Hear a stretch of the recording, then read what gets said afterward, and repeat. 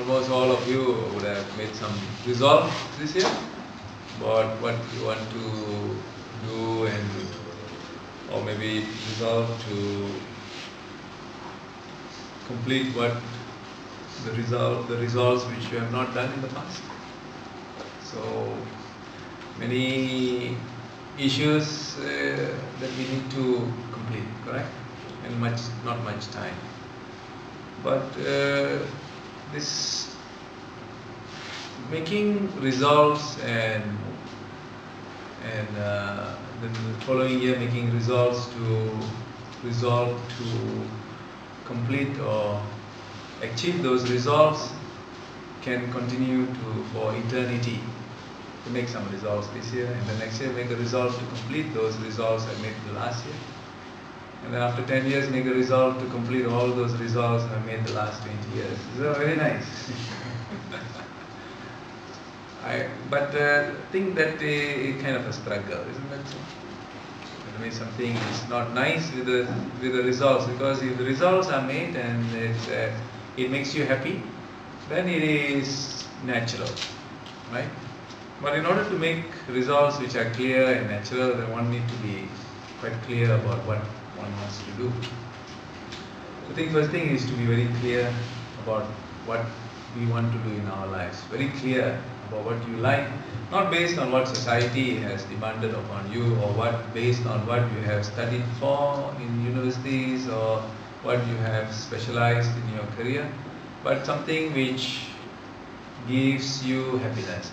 Because eventually you will find that which gives you happiness you will be successful in. You will be successful when you do something which makes you happy. So that could be one aspect which you can look at. First question is that, am I happy? There could be a wrong question asking you about this question, but question word, am I happy? Can I be happier? Or you will say, I'm happy. Can I be happier? So we had this Yoga Sutra retreat the last few days in Batuaran. It was a very nice experience even for me, even though I was the person explaining. But it was also a process of enlightenment for me, because it was like a revision from after many years. And one of the things that I have had an opportunity to revisit was that all the practices need to be done in a very soft way. And all the practices, right from the asanas into the pranayama, when I mentioned to you today to do it softly, is to really do it softly. That to feel that you are in control or mastery of the pranayama in its softness, rather than in its aggressiveness, right? And looking at many things, we are not talking about you. When you say we, I'm just talking about society. We are kind of a bit aggressive. Men have become very aggressive, and women have also become aggressive. That's one of the things why we lose our attractiveness. And Vivekananda also mentioned this, that there has to be softness in both men and women in order to maintain that kind of attractiveness. And how do we maintain this? Is in doing things in a way which reflects our kind of like gender. And which means, if we go back to our essence, women will be able to achieve much more and much faster than men in doing yoga naturally. Whereas men have to slow down a bit. They are naturally a bit aggressive, they have to slow down a bit. Doesn't mean that after practicing men become softies. I think very far from that. Men will become stronger internally.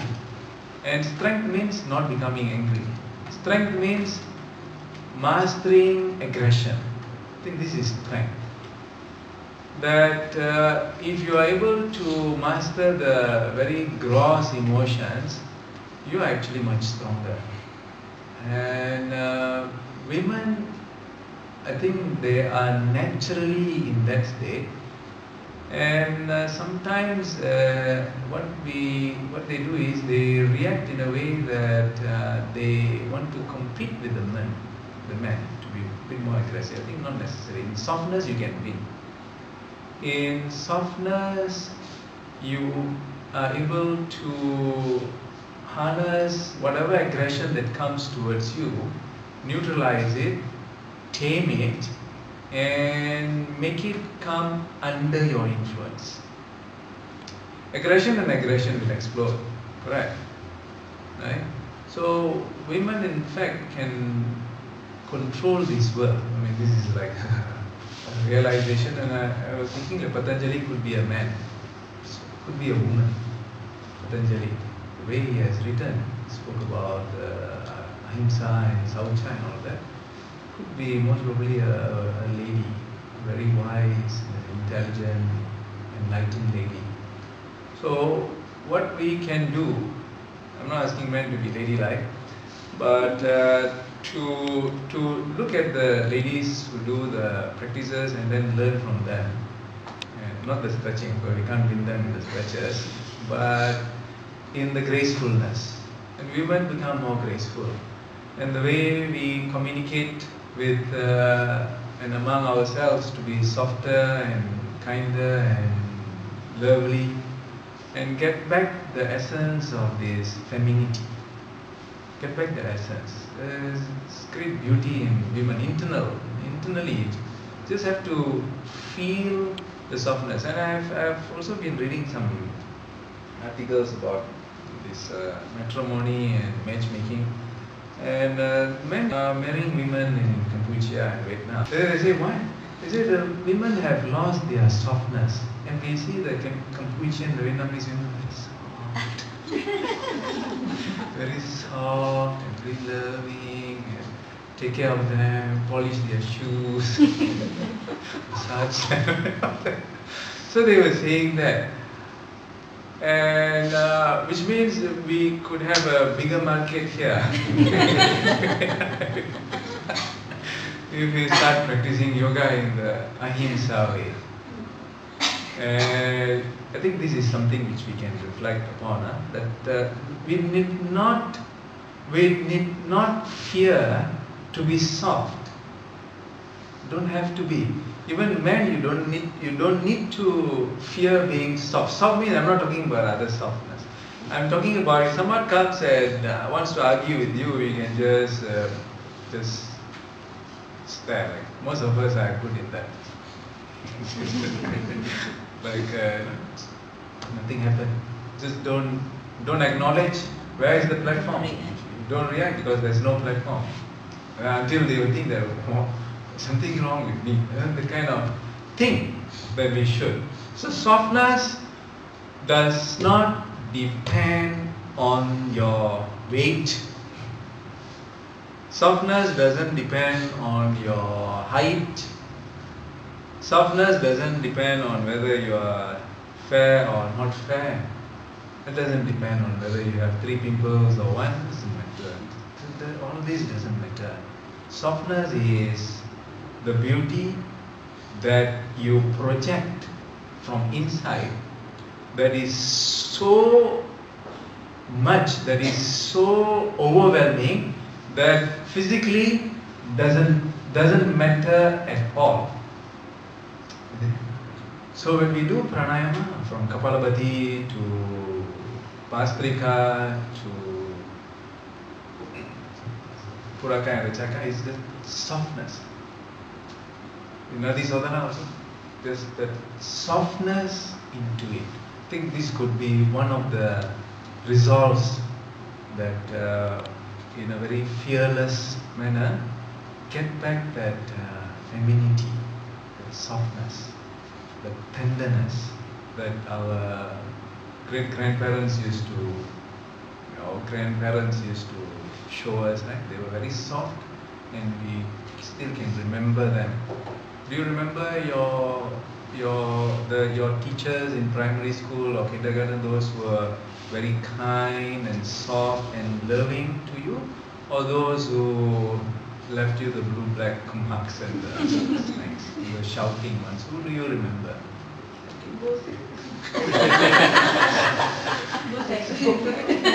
You should remember with fondness.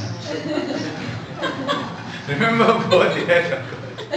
Those whom you remember with fondness. Even those who are maybe strict, but there was softness in the strictness. There was care in the strictness, right? They were strict, but they were loving in that. This is. Can you remember this? So if we want to also leave a mark, I think we can do this. And even in your work, even if you are a negotiator, I think you can do this to your advantage. Right? In all situations.